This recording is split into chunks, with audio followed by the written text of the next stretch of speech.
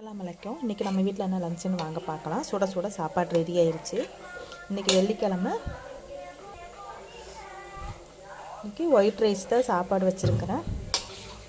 நைட்டுக்கு biryani வச்சுக்கலான்ட்டு white rice சாப்பாடு வச்சுருக்குறோம்.